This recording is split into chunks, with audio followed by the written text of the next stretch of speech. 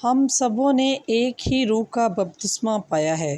ہمارے لیے آج کی دوسری تلاوت مقدس پالوس رسول کا خط غلاطیوں کے نام، اس کا 5 باب 16 آیت سے لے کر 25 آیت تک۔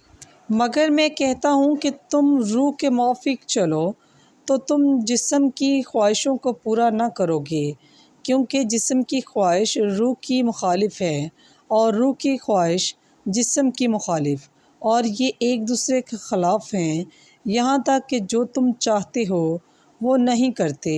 اگر تم روح کی ہدایت سے چلتے ہو تو شریعت کے متحد نہیں رہے، اور جسم کے کام تو ظاہر ہیں، یعنی حرام کاری، ناپاکی، بد پرہیزگاری، بت پرستی، جادوگری، دشمنی، جھگڑا، حسد، غضب، تفرقے، جدائیاں، بدعتیں، رشک، نشہ بازی، اوباشی اور ان کی مانند ان کی بابت جیسا پیشتر کہا ہے۔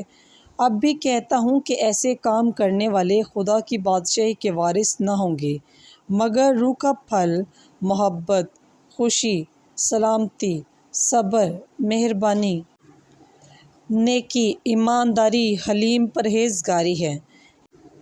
ایسے کاموں کی کوئی شریعت مخالف نہیں، اور جو مسیح یسوع کے ہیں انہوں نے جسم کو ان کی رغبتوں اور خواہشوں سمیت مصلوب کر دیا ہے۔ اگر ہم روح کے سبب سے زندہ ہیں تو روح کی تلقین کرنا چاہیے۔ ہم باطل فخر کے خواہشمند نہ ہوں، ہم نہ ایک دوسرے کو چڑھائیں اور نہ ایک دوسرے کا حسد کریں۔ پس پاک کلام کے پڑھے اور سنے جانے پر خداوند کی خاص برکت ہو۔ خداوند کا شکر ہو۔